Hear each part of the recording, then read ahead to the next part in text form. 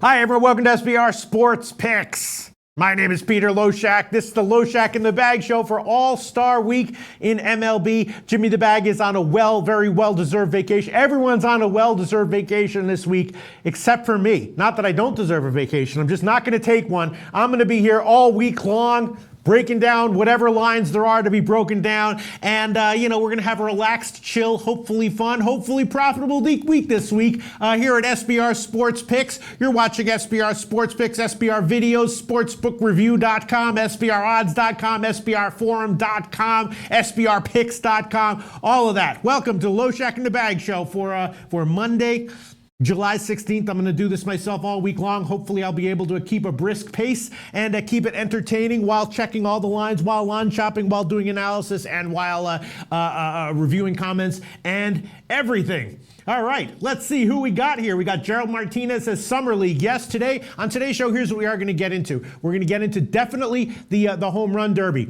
Now, you might think that I'm going to, not have much to say about it and maybe pick a pick out of my ass or something like that. Wrong.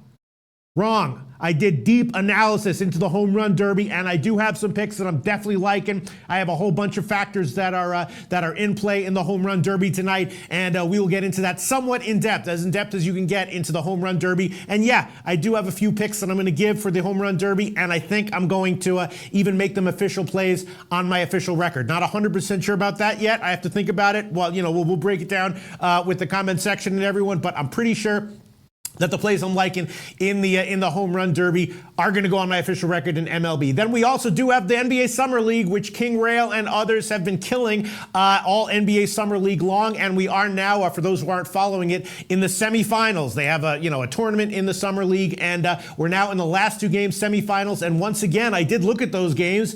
And once again, I did actually bet them, and I think I'll give them. Of course, I don't have an NBA record going right now, so I'll have to throw it into the catch-all spreadsheet that I have, or just random other picks that I give. But I definitely bet both of the Summer League games going on tonight, and we will discuss them. Then we will also, I'll also do just a quick review of just notable things to be aware of from the first half in MLB. And then if there's any time left, this is very dangerous, but I'm willing to do it. We'll do a Q&A where I will answer whatever questions come my way, and hopefully it won't be too disastrous, but if we have time for that, which we should, and we'll probably be doing that all week long. One other thing I want to say is that if anyone has any today and tomorrow and Wednesday's show, we're definitely looking at futures odds in MLB right now. What the market is predicting as far as the likelihood of various teams winning the pennant, winning their divisions, and winning the World Series. And if anyone has any, handicapping opinions on those, or handicapping opinions on pitchers and or teams that they're looking to bet on or fade in the second half of the MLB season, whether it's the whole second half or just the first few weeks or first month or whatever, definitely think about what you think about that, and put it in the comment section, because that will be a segment of all the shows today, Wednesday, and tomorrow and Wednesday, and I guess Thursday as well, since it's just one MLB game. So we're going to be discussing a lot over the week about what to expect from MLB in terms of a possible line value, possible totals value in the second half, and specifically in the opening weeks, because of course, after 2 or 3 weeks of the second half of the season, it's a whole different ball game, and all our analysis from the All-Star break is, you take with a grain of salt. Some of it's dead on, some of it we've already thrown out, but we're definitely going to be thinking about that all week long. Does that sound like fun? Seems like it'll be fun, right? We'll also have some MMA coming up. We'll also have some UFC coming up this week. We'll also have we'll have MLB starting up on Friday. We will have some CFL, and we'll make the best of it. It should be fun. Maybe I'll wear a camel hair jacket one of these shows. Maybe I'll wear some crazy wacky shirt one of these shows. Who knows what's going to happen? I'm going to do my best. All right. So let's see. Let me get to some early comments, and we don't have to keep a brisk pace in these shows, of course, because there's not that much to talk about. But we will do the usual, which is review the early comments and see what people have to say. Here we go. All right. Oh, that is delicious. That is delicious. And if this runs out, I had to go look at this shit. Check this out. Prune juice, lean, and Courvoisier. A whole bottle of this stuff. So, if this runs out, I got a whole bottle of this stuff right here. Once again, I do have picks for the home run derby, and we will get into that right after we review all the comments. All right, let's see what we got here. All right, okay, here we go. Already people commenting. Kobe Valentine, this Bill Butlicker says, Pete, do a show in body paint, please. You know, I just might. Who knows what's going to happen this week? Not this afternoon, probably not tomorrow, but Wednesday, Thursday, Friday, all bets are off. It's entirely possible I could do a show in body paint if SBR will pay for it. Doubt they will, but if they will, I'll do it. Kobe Valentine says, I really like Bregman plus money to beat Schwarber, and I really like Bregman to win it all at plus 1,400. That's not good. I thought Schwarber was one of my top plays in the first round. Bregman, of course, is a little guy. He's 5'8", and the question is, will he have the he's probably not going to have the power to jack the long distance home runs that'll give him an extra 30 second bonus. That's not great. That the first, all right, great. The first comment I see goes directly against one of the plays that I was liking, which was Schwarber. All right, we'll talk about it. There are a lot of factors to be considered in the home run derby that actually, do matter, presumably. So we'll discuss these factors, we'll identify them, and then debate whether or not, how much they matter and who they might confer some betting value on. But that is, here we, I was in such a good mood, Kobe Valentine, and now I see Kobe Valentine giving an educated opinion directly against one of my plays. I was liking Schwarber, Baez, and maybe Hoskins. We'll talk about that in a second, though. Oh, there you go. Anthony L. saying Schwarber. There you go. Oh boy, here we go. Ayahusha says fade Schwarber, Baez, and Muncy. They all traveled from the West Coast yesterday and arrived into D.C. at 3 a.m. today. That is a factor I did not consider.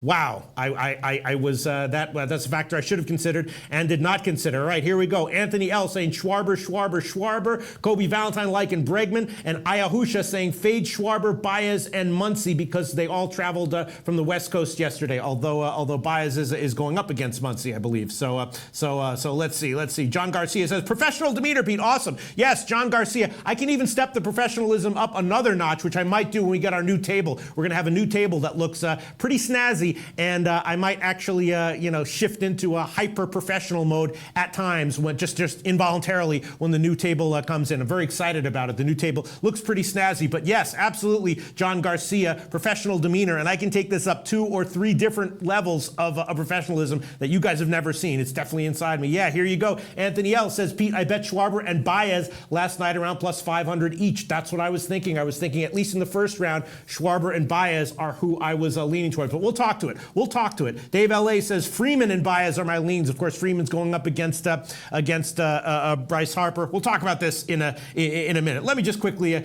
make sure there's no early comments that we are not missing here. And then not applicable says ain't much action this week. That's true, but that does mean that we'll have more time to focus on the bets that we do want to make, and a lot of times that makes our betting a lot more prudent and a lot less haphazard as it can be in other times of the year. All right, so let's see. Bill Butlicker says, I normally don't bet MLB, but All-Star Weekend is always fun. That's absolutely true. Let me see other comments coming in here. Other comments, and then we will, yes, Mr. Gokster99 says Q&A. Get them ready, fellas. Yeah. I did schedule a Q&A for the end of this show. That might be a massive mistake. And the questions might just come cascading in from all directions, and I'll give answers on camera that will get me fired and have me banished, from the entire YouTube community forever. But no, I think it'll be all right. I think it'll be okay. Ray Knight says Sunday was my 40th birthday. Can I get a Legends birthday shout out, please? Huge shout out to Ray Knight. Ray Knight, one of the greatest ball players ever for the New York Mets and Cincinnati Reds. Your namesake. Shout out Ray Knight. Have a great 40th year and a great 41st year next year and all throughout your 40s. Have a great 40th decade, 5th decade, Ray Knight. Shout out to Ray Knight. All right, let's see. Annie Marak says, morning, Pete. How'd I do on my MMA picks with the lines you grabbed for me? I believe that you did okay. I actually made money in MMA. I gave two two big prop bets at big underdog lines. I gave Otto by decision, which of course was a loser, but my initial best bet of the card that I was thinking about was Glenn with value, and particularly Glenn by decision. That one did cash, and that was like plus 350. So I had two big underdogs and went 1-1 on those two. So I had a winning UFC this past weekend, and it was great that Andy Marak gave us his usual breakdown of the entire card. Andy Marak, I have the spreadsheet here. I'm not going to pull it up right now, but I believe you wound up positive a unit or two. I'll check it out. I'll check it out. I don't remember offhand exactly how you did. All right, so let's see. Shout out to Triple Beams 3, the Colossus of Costa Rica, the King of the Bronx, the Sportsbook Strangler. You may know him as Pistol, the legend Peter Loshak, folks. Thank you very much, Triple. That's hyperbole, but I appreciate it. I appreciated Triple Beams. Keep going, Triple Beams. You don't have to stop. All right. Okay, let's see. What else do we have here?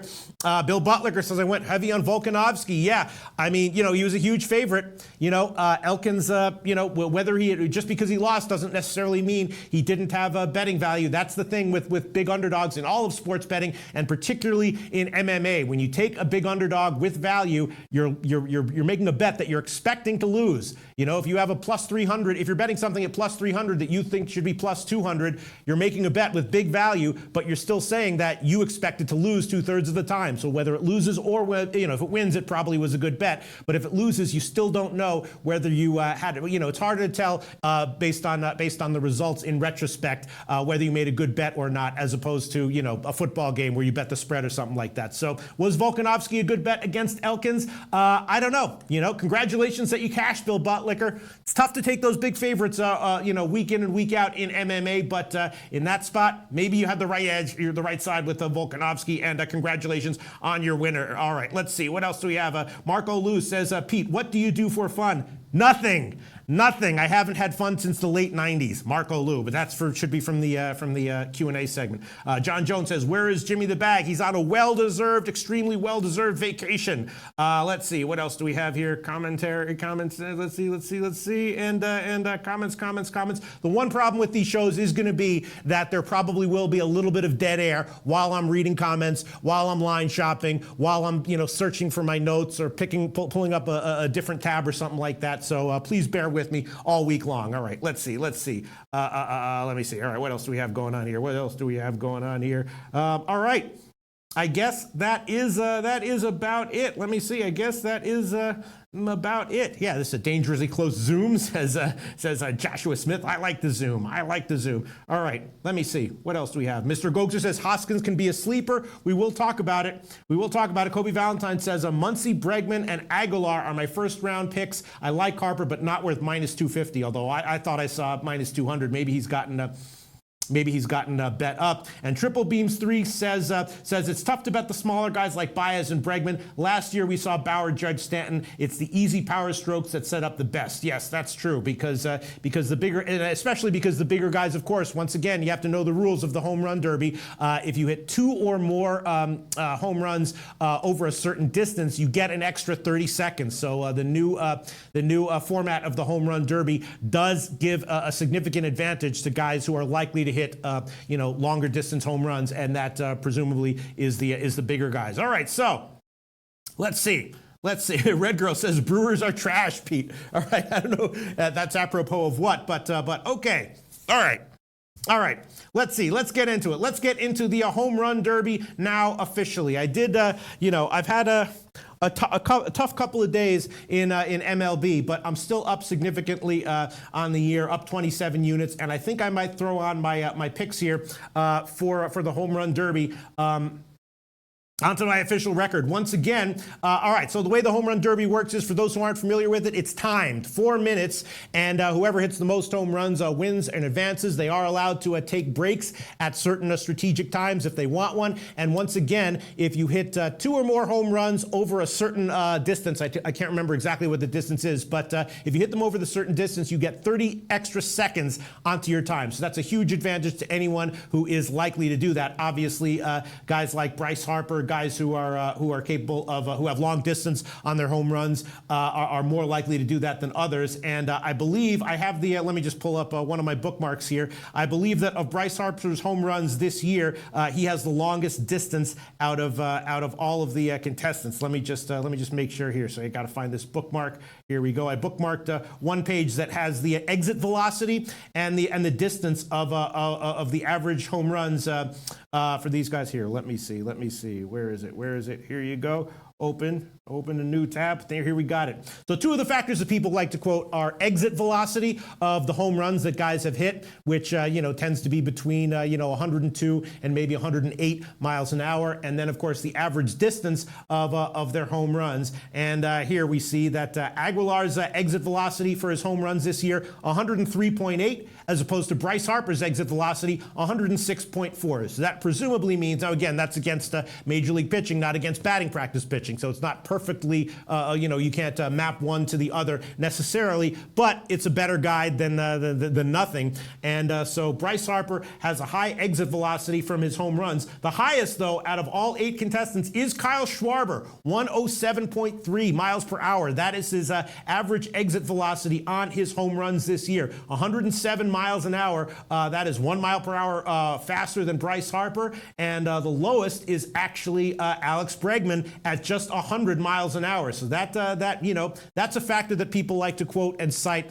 and that should I think it does matter because it speaks to, in general, just their bat speed, and their strength, which presumably would matter even more against batting practice pitching than it would against in-game pitching, where there's other factors involved. So Bregman's exit velocity just 100 miles an hour. The highest exit velocity is Kyle Schwarber at 107, and Bryce Harper's at 106, and everyone else is right around 103 or 104. Baez and Hoskins are both at 105. And then people like to quote the distance, the average distance of their home runs. And in that category, Bryce Harper is the clear leader. 408 feet is his average home run, and that is way longer than the second place guy, which is Baez at 403.5. So there you go. So Bryce Harper's home runs are a full 5 feet longer on his average home run than the number 2 guy, which is Baez at 403. And for comparison, Bregman is down at 384. So that shows you Bregman's average home run is just 384 feet, which is way lower than Harper and way lower of all these other guys who are right around 400. Then you have Hoskins at 393 and Aguilar at 394. So for those reasons, I'm not really liking Bregman so much, although it's interesting that Kobe Valentine sees him as having value as a big underdog. Another big factor involved, of course, is the park. It is being played at the National Stadium, and if you look at the dimensions, you might think initially that this park would confer a small edge to left-handed hitters, because there's a power alley in left center, and it is a little bit the fences are a little bit shorter to right center. There's a power alley in right center, and the fences are a little bit shorter in right field than to left field. But if you look at park factors, now this is not against batting practice pitching, this is against Major League pitching. Over the past bunch of years, if you look at park factor statistics,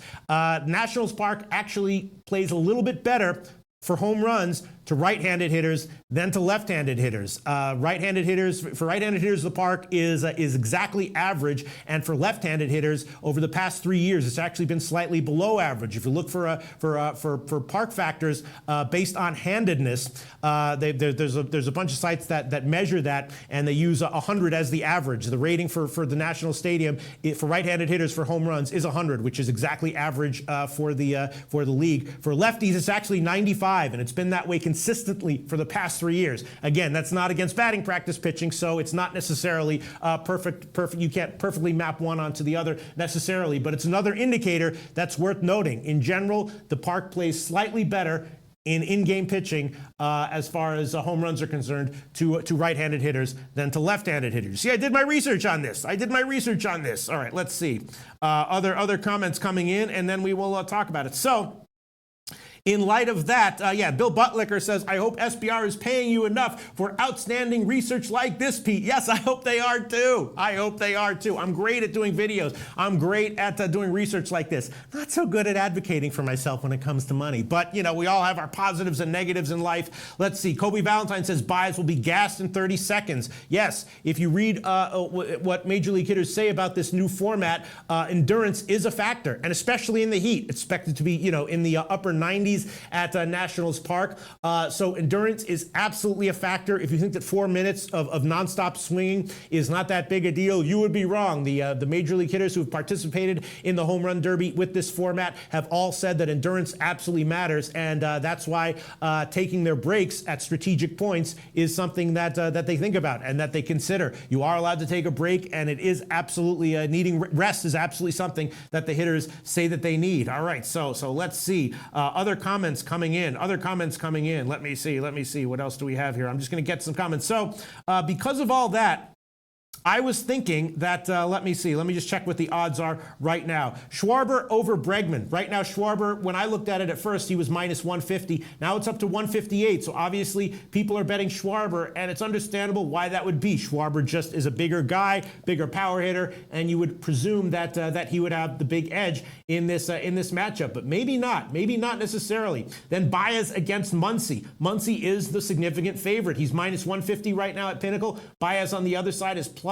128. I was thinking that Baez might be worth a shot as an underdog, although Kobe Valentine giving the opinion, and I'm sure he did his research to come to this conclusion, he thinks Baez is going to get gassed, and that, of course, is a huge factor. I was leaning Baez just because I was reading about Muncy, and I was reading that Muncy is he's taking it seriously, but not super seriously. He's a little bit concerned about his swing being affected, and he says that he's just going to quote unquote have fun and not alter his swing, which is probably a smart thing to do. But my assumption is that with a home run derby like this, anyone who does successfully alter their swing to get, home runs, to get, longer and more frequent home runs off of batting practice pitches is probably going to have an edge in the competition. And that someone who is not planning on altering their swing that much is probably at a disadvantage. I might be wrong about that, and maybe Muncy will alter his swing a little bit and just saying that he's not going to. But based on what I read, I was thinking that maybe Baez would be worth a shot as an underdog, but I don't like the fact that Kobe Valentine thinks he's going to get gassed and thinks that he is someone to be faded. Bryce Harper against Freddie Freeman. Bryce Harper was minus 200 last night. Now he's all the way up to minus 240.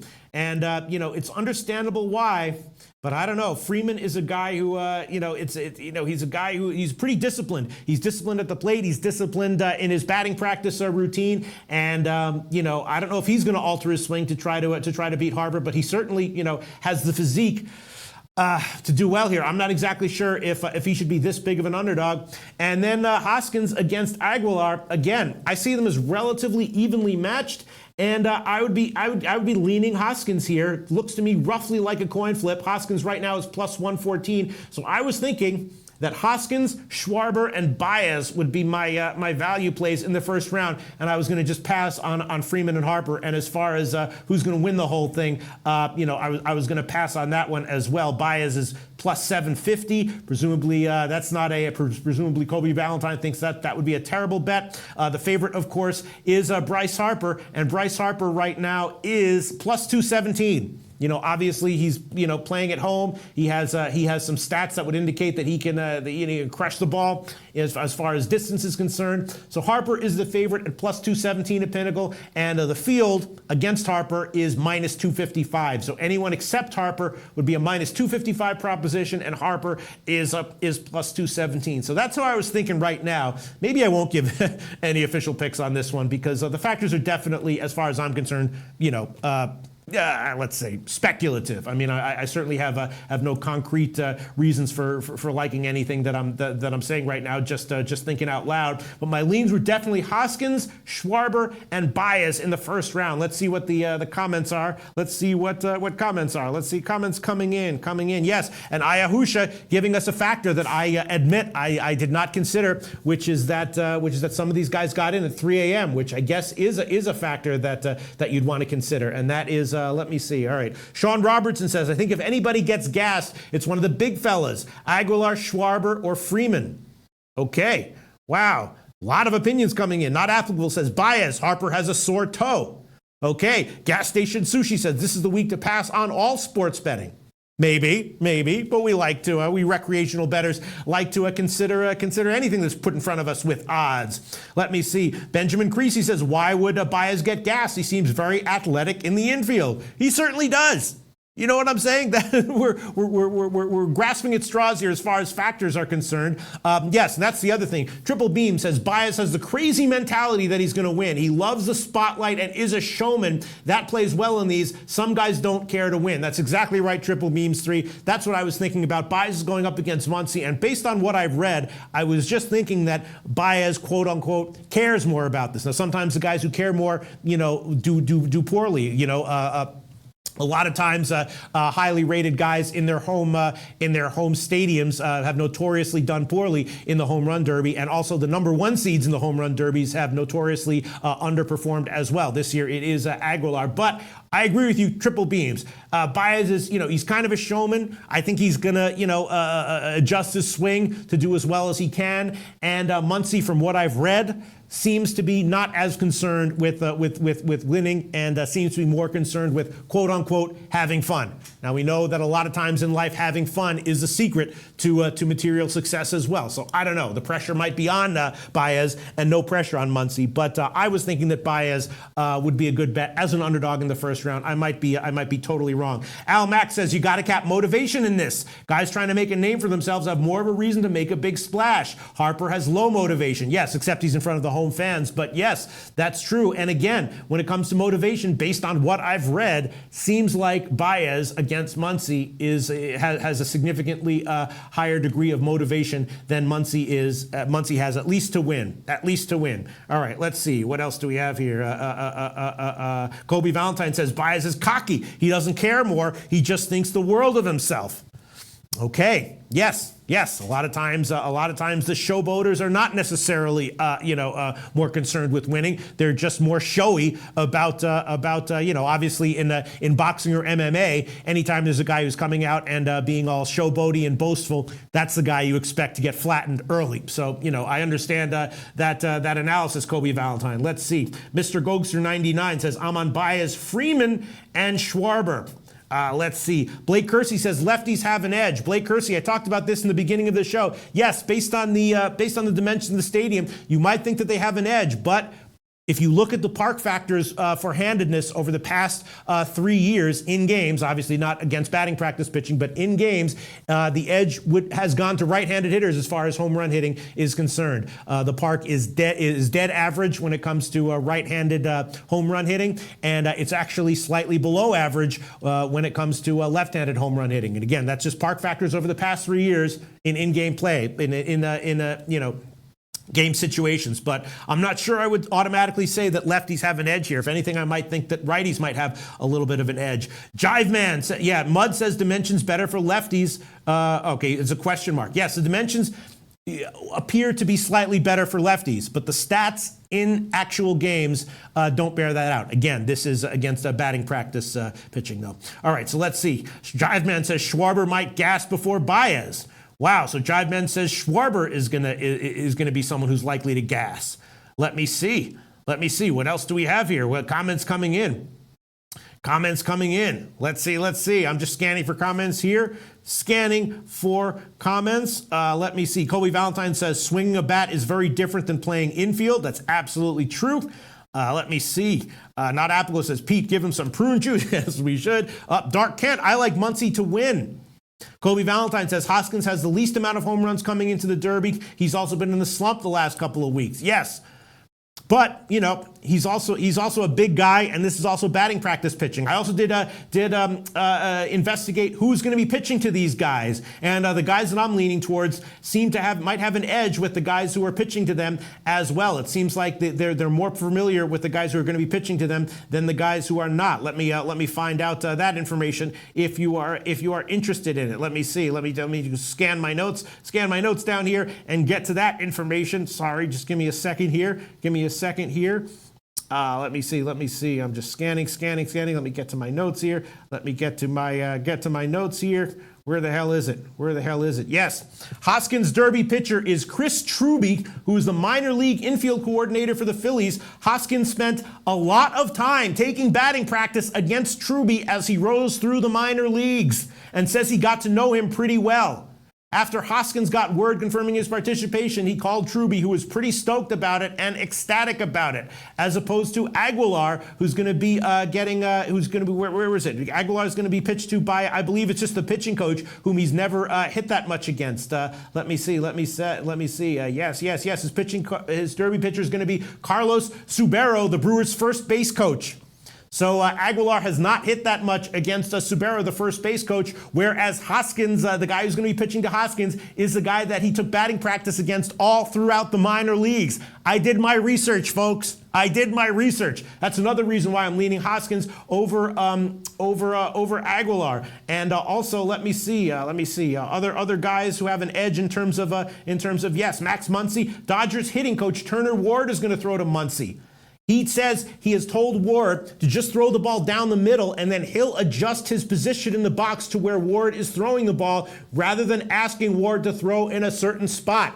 That does not sound very promising to me. That sounds like these two guys aren't going to be in sync when they're throwing the batting practice pitches back and forth. Again, Max Muncy is going to be hitting against Dodgers hitting coach Turner Ward, and he hasn't hit against him in his life. He says he just told Ward to throw the ball down the middle, and he'll adjust his position in the box to where Ward is throwing the ball, rather than asking Ward to throw in a certain spot. That does not sound promising to me. As opposed to Baez. Let's see who Baez's pitcher is going to be again. Let me see. Where is it? I know that Baez has a guy that. I think Baez is going to be pitched to by his brother. I believe, unless I'm. Wait. Let me just make sure that I'm not imagining that. Yes, Javier Baez is going to be pitched to by his older brother, 27-year-old Gadiel Baez. That's going to be his pitcher. Presumably he and Gadiel used to throw batting practice to each other when both were in high school, growing up in Jacksonville, Florida. Gadiel's batting practice pitching, quote unquote, is perfect, says Javier. He knows my timing with my leg kick. There you go. Another reason. I did my research, folks. That's another reason why I'm leaning Baez over Muncy. And now I'm starting to think that maybe that is a good play here. And then I was also leaning Schwarber. Let me see Triple Beam says Frazier won with his brother, you'll recall. Yes. Sean Robertson says Muncy and Hoskins seems like an auto fade for outright winners. Let me see. And then let me just refresh my memory. Schwarber is going to be pitched to by Mike Sinicola, who has thrown batting practice to Schwarber in the Tampa, Florida area in the offseason the past 3 or 4 years. We'll throw to Schwarber in the Derby. Schwarber is going to be hitting off this guy, Mike Sinicola, who has thrown batting practice to Schwarber for 3 or 4 years. Okay, and then Bregman, let me see who's going to be pitching to him. I think it's just like the Astros. Let me see who's going to be pitching to Bregman. Let me find it. I can't remember. Let me see. I can't remember who Bregman is going to be pitched to. But I think it's just like some like Astros pitching coach or something like that. But that's another reason why I was liking Schwarber. Those are 3 reasons I think are pretty important. Let me see. Big Ragu says Baez needs Joan Baez to pitch so he can hit the ball. Kobe Valentine says, not a chance a young pitcher who doesn't pitch normal we will do well in batting practice pitching. You need an old vet to pitch. They know exactly what hitters need to hit the home run. Okay. Interesting commentary there from Kobe Valentine. Except that, right. Okay, let's see. Tom Reno says Baez uses a lot of energy when he swings. He might be solid in the first round, but I think he will tire out.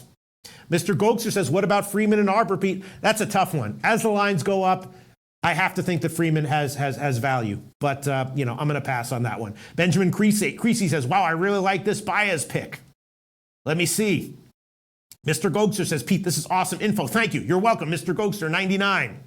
Let me see. Other comments. Yes, Triple Beams, Cano with his father, Robinson Cano, a smaller guy who played with his father, and Frazier won with his brother. Okay, let me see. Other comments. Let me see. Other comments. I'm just looking for comments. Sorry for the dead air right now. Tom Marino says, I think Muncy's a good sleeper candidate. He's third in MLB in barreled balls. Okay. Blake Kersey says, Pete, I watched UFC Saturday during the Sage fight. All I could think of was you saying sick abs. He does have a 32-pack. Give it up for him. And he had a great win. Congratulations to Sage Northcutt. I mean, maybe he'll once again be the, maybe he's on his way to being the golden child, the golden boy of UFC. And, if he does, I think we're going to have some value fading him as a big favorite in upcoming fights. I'm hoping that is what happens. All right, so let's see. Mud says, one thing I like about Bregman is that he doesn't swing super hard, shouldn't get too tired. All right, but then he's going to have to hit the ball out, though. Let me see. What else do we have here? Other comments coming in. Kobe Valentine says, Schwarber will hit less than 6 home runs. He sucks. Kobe Valentine really liking Bregman here. He says Bregman is a number 4 seed and is priced plus 1,400 to win. The value is there, and the way he swings his bat and the fluidness of it, I just really like him a lot to do well. Also, it's his first All-Star weekend. Okay, Kobe Valentine might have something there. It's just I'm concerned because his exit velocity and his average distance are far inferior to the rest of the guys in the competition. But all right, let me think what I want to do here. Do I want to actually risk actual units on this home run derby? Eric Swiatek says Bregman has no chance. Wow. Let me see. Justin seriously says, you realize we just talked about the derby for 40 minutes? Yes, we did. Almost 40 minutes. All right. Okay. Ayuwasha says, Sean, I am a Cubs fan too, but I'm not going to take our Cubs due to the travel fatigue. No way they can win the Derby with no sleep and heavy legs. Wow. Okay. Ayusha makes a great point. If they're tired, if they're zoned out, if they're not fully in the game, they will slump. Miss J says, Pete, I'm a little nervous about Aguilar. He got hit on the wrist yesterday. Seemed okay, but I don't know how he feels now. Yes. I agree. I think I like Hoskins. And I will make Hoskins an official pick to go on my MLB record. I will take Rhys Hoskins at plus 114, current line at Pinnacle, over Aguilar. Now, my only concern is just Baez and Schwarber. The Cubs, is the travel going to affect these guys? Maybe it will. I'm not exactly sure, and I don't have Jim to ask what I should do here. Let me see. Mud says Bregman actually said he wants his home runs to go very short, LOL. Yeah. Kobe Valentine says batting practice hitting is very different than regular season hitting. It is, absolutely. All right. I'll just make Hoskins at plus 114, my only official play, and I will leave Schwarber and Baez as leans. Although I really want to take Baez, though. And I really want to take Schwarber. Jeez, let me just think about this for a second now. All right, I'm going to think about this. For a second now. I can make final decisions in the evening show because the Home Run Derby does go off at 7 o'clock Eastern time. So I can make a decision. I can make a decision later on. I believe it's 7 o'clock Eastern. No, 8 o'clock Eastern time. I think it is 8 o'clock Eastern time is when it goes off. So I can make a final decision on the others. In the evening show. There will be an evening show. Yes, not only have we talked about the Home Run Derby for 40 minutes, but we're going to talk about it for another 40 minutes in the evening show. No, there is going to be an evening show. It's possible to only talk about the Derby for 5 minutes and have an insane Q&A segment for 45 minutes. But definitely, I have made Rhys Hoskins plus 114 over Aguilar, an official pick. And we'll discuss the other, and I'll my leans to Schwarber and Baez. I guess I will make final decisions on in the evening show if I need to. All right, let's see what else do we have here. Kobe Valentine says yes. Kobe Valentine, Roger, I was a AAA baseball player, and so Kobe Valentine knows the tendencies and what really matters when it comes to players like these. All right, let's see. Osmanoman says Loshak Solo reminds me of the Mario Brothers show. Yes. Ticos, they say, you know who you look like? And I say, no, they go, Mario Bros.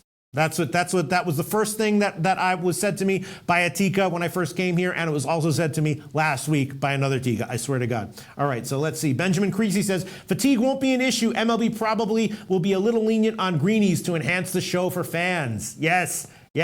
Nice point, Benjamin Creasy. Let's see. Other comments here. Let me see, and then we'll move on. Ha. Etienne Monroy says, these are world-class athletes who fly 2 times a week. Stop making excuses for these top-grade athletes. Baez is a showman. He'll do well. That might be true. Not Applewood says, aren't they used to travel by now? One would think, although travel does continue to be something that does have a minorly deleterious effect on teams in all sports, and that has been borne out with statistical research. That is something that does persist, even though you would think that these are world-class athletes. But it's long travel that really matters, traveling across country, from east to west and west to east. All right, so that's it.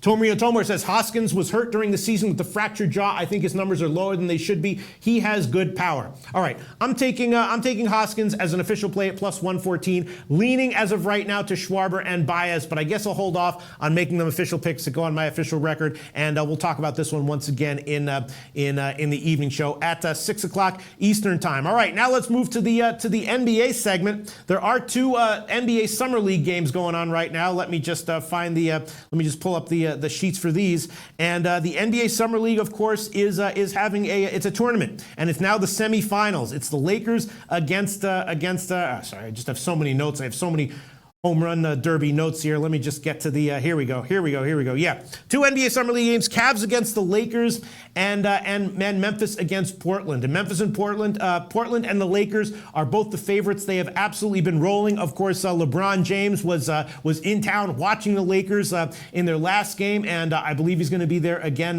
tonight. Although I'm not 100% sure of that, but I assume that he is. Also, the Cavs held out some of their best players in their last game. They are playing. The Cavs are playing 3 games in a row on back-to-backs. The Lakers are just on 2 games back-to-back, and the same deal is with Memphis and Portland. Memphis is on their 3rd back-to-back. Portland is on their 2nd back-to-back. Portland is playing awesome. They're exploding offensively. They always seem to get to 90. So my leans on this one are the Portland team total over, which is just 84.5. I bet it at 84.5.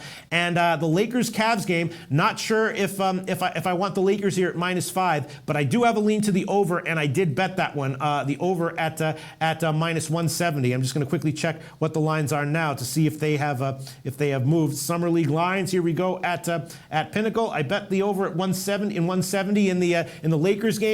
And I also took the Blazers team total over 84.5 against Memphis. Once again, the Blazers have just been explosive this entire in the entire summer league, especially offensively. They're getting up over 90 in most situations, and I think they're likely to do it again here. I would also be leaning Portland here as well at -4, but I'm not exactly sure that I want to make that an official pick right now. I think it's safer. Oh, now, wow. Okay, wow. Now Portland is -5.5, and the team total is 86.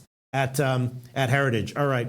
I bet it at 84.5, and I would still like it at 86, although obviously a lot less. And the Cavs line, wow, is 170 at Pinnacle, but 171.5 at Heritage.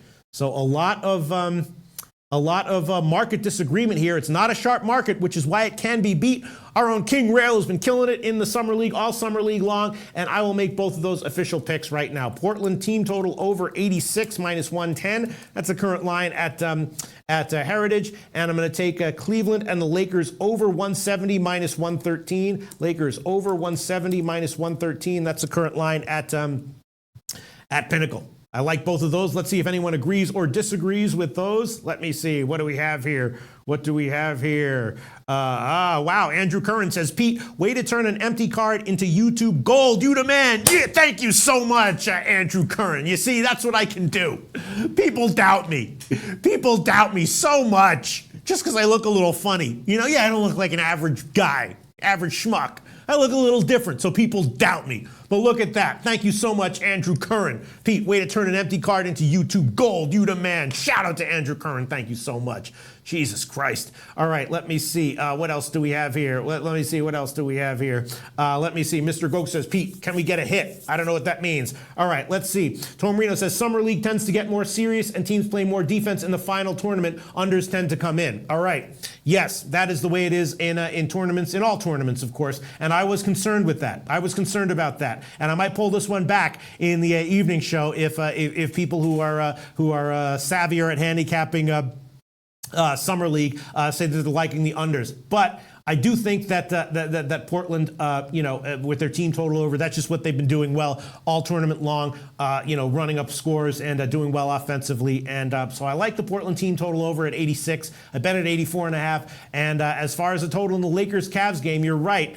That is a high total for a Summer League game, 170 or 171.5. So it might be the case that this will be a lower scoring game. We'll see. Let's see. What else do we have? Mally Mal says leaning under 170. Well, it's actually now 171.5 at Pinnacle. Maybe I'll pull that one back. Mally Mal says Lakers just put up 109. I think they're gassed out.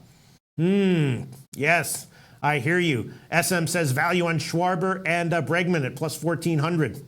Let me see. Von Polo, the Memphis Grizzlies, got a good win last night. Trevor Holt likes Memphis money line. Deion Davis likes Memphis money line. Justin Searcy said I wouldn't bet that, Pete. I already did bet both of them. And again, both the bets that I made have since moved in my favor. So I could pull them back on the other side, and I might do that. It's a tough one. You might be right. Maybe I should pull my bets. Especially since the Cavs held out two of their top players, and maybe those guys are going to come in and D up on the Lakers. Yeah, maybe the Lakers team total under is actually a good play. Let me see what the Lakers line. Yeah, at 89. Lakers team total right now is 89 and probably headed up. Let me see. Other comments coming in. Tom Reno saying that seemed like Stanton was impacted by travel in the last derby. He was horrible. Maybe travel does matter here. All right. Maybe I'm not as sharp and smart as I thought I was. Wow. Jay Murphy says Schwarber hit it hard training and lost over 20 pounds in the offseason. He's not a big guy, and endurance-wise, I would put him against anyone. SM says, Pete, can we hit up regular season win total for NCAF and NFL soon? Yes, we certainly can. Not today, but we certainly can. Damn, not applicable likes Memphis money line and Portland money line. Yeah, I was leaning Portland as well, although that is now headed up. It was 4 earlier, now it's 5.5. Let me see. Etienne Monroy says, Pete, you brighten up my afternoons. I smile nonstop in my cubicle, and my colleagues think I love my job, but in reality, I'm listening to the show. There you go. How do I not deserve a promotion? How do I not deserve a raise after that? Hey, Johan, did you hear that? Do you see that? How do I not deserve respect? How do I not deserve a raise and a promotion? Right? Come on. Yeah, I look a little funny. Sure. But look at this. Look at that friggin' comment. Etienne Monroy, Pete, you brighten up my afternoons. I smile nonstop in my cubicle, and my colleagues think I love my job, but in reality, I'm listening to the show. Oh my God, what a comment. Jesus, now I'm going to cry. I'm going to save this comment right now. I'm going to save this to my computer. Thank you so much, Etienne Monroe. You have no idea how much that shit means to me. Oh my God. Thank you so much, Etienne Monroe. All right, I hope people are getting something out of this show.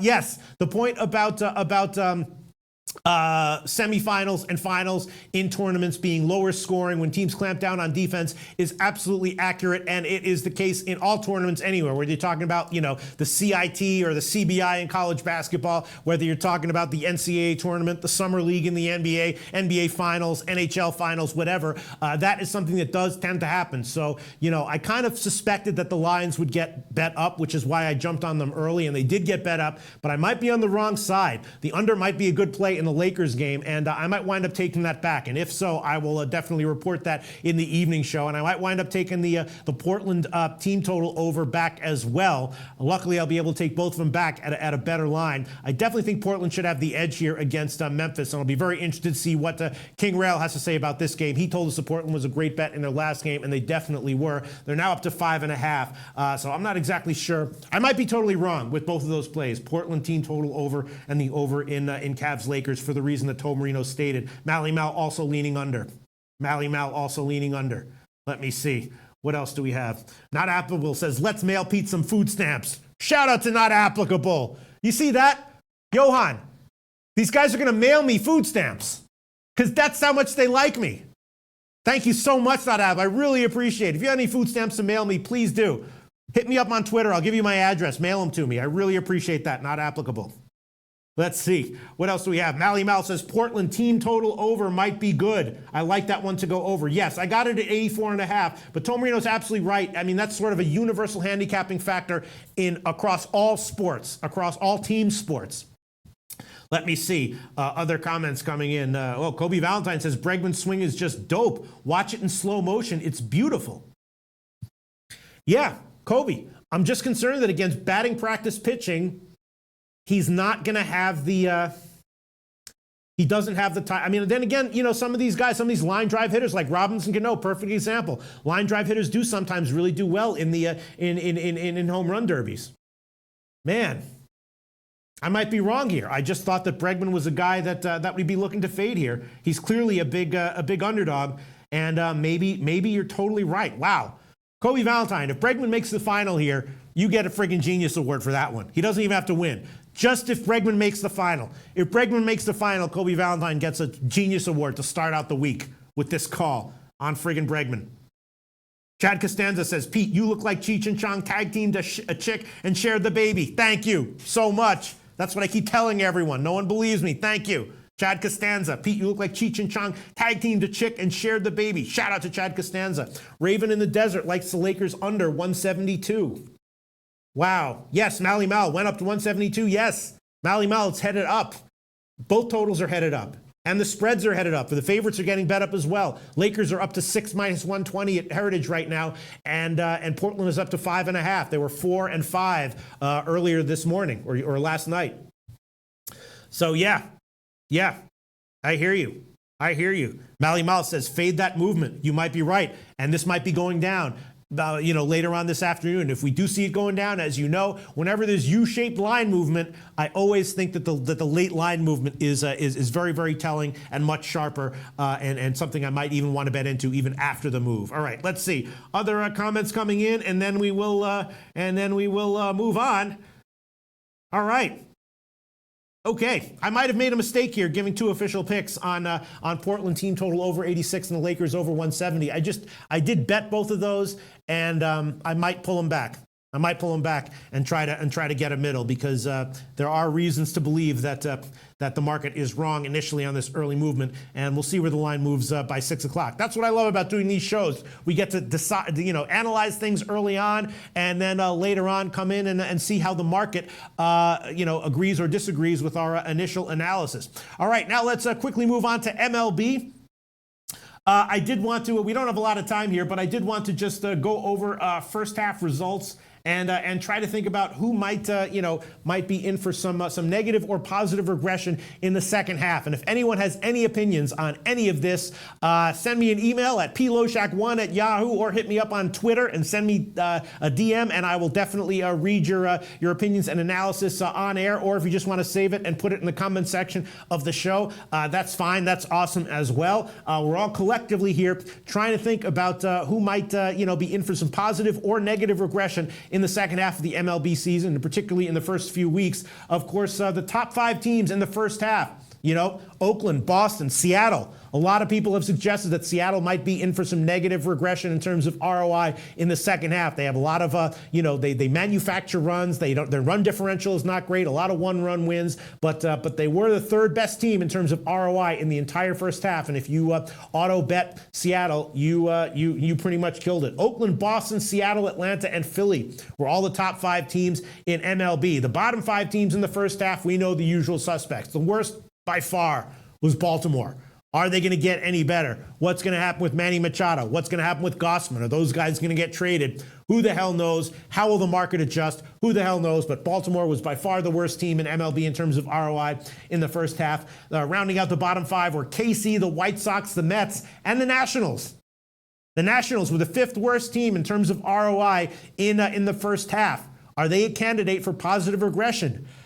I don't know. Very hard to say. That's what we're doing these shows for, to try to figure it out. Teams with big home and road splits. Tampa Bay, which is often the case, had a huge home road split favoring at home. Tampa Bay was actually the best team at home in terms of ROI at plus 22%, but they were a losing team on the road at minus 6.5%. Detroit was also a team with a strong home ROI and a terrible road ROI, and San Francisco as well. A strong home ROI and a terrible road ROI. Are those trends that will continue or not continue in the second half? On the road, Oakland was the top team on the road and only slightly profitable at home. Colorado was a hugely profitable team at home and terrible on the at home. On the road, Colorado plus 26% at home, minus 14% ROI at home. So a huge a home-road dichotomy in favor of their road results for Colorado. And the Astros as well, plus 17% ROI on the road, minus 10% ROI at home. Is that likely to continue? I'm not exactly sure. We're thinking about it. Of course, Cleveland and San Diego were the big over-trenders at home. Cleveland was like over 2/3 of their games at home went over. Is that going to continue? Not exactly sure. And the Orioles, Mets, and Jays were all big under-trenders at home. And other anomalies from the first half. Weirdly, San Francisco was the worst team in baseball in terms of won-loss percentage in second halves on the road, but the best team in baseball in terms of won-loss percentage in second halves at home. That's got to be at least a little bit due to flukiness and variance, but there might be something fundamental there as well. San Diego was also a very good team at home in terms of their money line, and overall unders hit at about 52.2% in the first half overall in baseball. So unders were almost a break-even proposition. And actually, if you line shop around at SBRodds.com and you got better odds than minus 110, you could have made a little bit of money with line shopping and just blindly betting unders.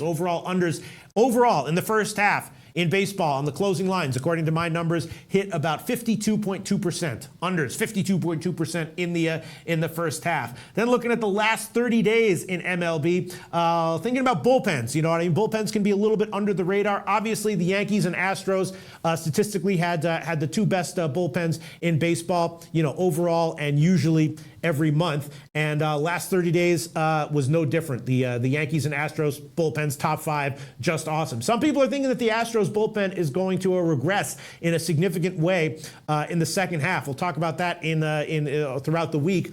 But statistically, they were absolutely elite bullpen in the first half. Over the last 30 days, though, a lot of people are saying that the Giants have a dog shit bullpen. Fade the Giants bullpen. Last 30 days, according to my numbers, Giants bullpen was top five. Now, my numbers could be a little bit misleading. Even if they're not misleading, that definitely doesn't mean that the Giants are going to come in and have a good bullpen in the second half. But I do think it's worth noting and sharing with everyone. Last 30 days of the first half, Giants bullpen top five. Also, the Twins and the Dodgers. Obviously, the Dodgers bullpen really stepped it up over the last 2 weeks or so. Twins, Giants, and Dodgers were all top five in the majors over the last 30 days. Other bullpens that were great last 30, Padres, Rangers, and the Red Sox, of course, bullpen has done very well recently. And those are all teams that I think will have, good bullpens at least to start the second half, if, at least the first couple of weeks until things change, until injuries set in. But those are the last 30. My notes for the last 30 days in terms of bullpens, and then terrible pens, just the usual. Terrible pens, KC, Mets, Tigers, White Sox, Marlins, Rockies, all bullpens that were terrible. Are any of those bullpens going to be better in the second half? If you think so, let me know. Either send me an email at ploshak1@yahoo.com or hit me up on Twitter with a DM, or save it for the comment section of these shows. But the terrible pens in the first half and last 30 days: KC, Mets, Tigers, White Sox, Marlins, Rockies. Although Marlins bullpen over the last 7 days of the regular season of the first half were pretty good. Was that an anomaly? Probably. Was that due to variance? Maybe. I don't know. But overall, the Marlins had a terrible bullpen. Also, later on this week, we'll talk about prospects that might be coming up that might make a difference in various teams. The Nationals and the Brewers have a prospect that might change things a little bit. Of course, this guy Justice Sheffield for the Yankees, a starting pitcher, he might come up and do very well. So there's a bunch of youngsters who might come up and help a team here or two here. Francisco Mejia is a catcher for Cleveland who might get brought up. We remember when Trevor Story got brought up for the Rockies. He exploded immediately when he came up into the majors, and that can sometimes happen. These highly touted prospects can sometimes come up. Pitchers don't quite know how to pitch to them, and they're hitting 400 and hitting 1,000,000 home runs. That could happen with these guys. Francisco Mejia, a catcher for Cleveland, could happen with him. This guy Keston Hiura for Milwaukee has a lot of potential. A lot of guys we can talk about these guys over the week. If you have any opinions on these guys, a guy named Eloy Jimenez for the White Sox, an outfielder with a lot of power. So we can talk about all this throughout the week. Just every show, we're going to have a segment where we're going to talk about thoughts on the second half and whatever you'd like to put in the comment section as far as what you expect from the second half, whether it's a positive regression, negative regression for a team, a pitcher, a hitter, someone you think can get brought up, a bullpen, whatever you think. We're very, very happy to hear what you have to say. Let's see, what else do we have here? What other comments are coming in? Let's see. Any other comments? And it looks like we won't have a Q&A because we've used the whole hour here. I'm just going to read some closing comments here, and then we'll wrap this shit up. We might have a Q&A in the evening show. Who the hell knows what's going to happen in the evening show? But we're certainly going to talk about the Home Run Derby once again. Certainly going to talk about the NBA Summer League games. We're going to examine the line moves in the Home Run Derby and the NBA Summer League games. And we'll talk more about what to expect maybe from the second half in MLB. Let me just see. Let me see. What else do we have here? Yes, David H. says WNBA Tuesday. Absolutely. Tom Reno says, I find usually when prospects come up, they usually hit great the first couple months before teams scout them. Yes, we have seen that over and over again. Exhibit A is Trevor Story for the Rockies. Remember when he first came up. But there's Exhibit B, C, D, and all the way on down the line. Probably there will be a few of those this year as well. Let me see. What else do we have here? Let me see. Any other comments that are important? David H. says Phillies need bullpen help. Yeah, the Phillies had a pretty good bullpen for a while in the first half. They regressed a little bit over the last 30 days or so. So maybe Philly is due for some negative regression with their bullpen. Let me see. Other comments here. Mr. Gokster says, A's pen, Pete. The A's bullpen started to do well. I would rank the A's bullpen top 10 over the last 30 days of the regular season. The A's bullpen was improving. Is that going to continue on into the start of the second half? Probably. The A's have an excellent bullpen as of right now, in my estimation. Let's see. What else do we have here? Let's see. Other comments here. Let me see. What else do we have here? I'm just looking for comments. Kobe Valentine says, once Machado leaves, I will fade Orioles every game moving forward, just like I will bet every game -1.5 with the Yanks moving forward. Yes. It seems like that would be the right thing to do, Kobe Valentine, although sometimes it's just like I remember for years and years and years, the Kansas City Royals just had nothing on the field. They were a massive favorite massive underdog game in and game out. And, they tended to be a team with value. Same thing with the Pittsburgh Pirates for a long time, especially when they were at home as an underdog. We saw that a little bit with the Miami Marlins this year. People think of the Miami Marlins, a terrible team, a weak lineup, an ass bullpen. The Miami Marlins were actually positive ROI. They had small positive ROI, both at home and on the road in the first half of the season. That's right, the Miami Marlins, positive ROI. They were up a few units, both on the road and at home. And I think they were overall top 10 in the majors. According to my rankings, Miami was, number 11, plus 5% ROI.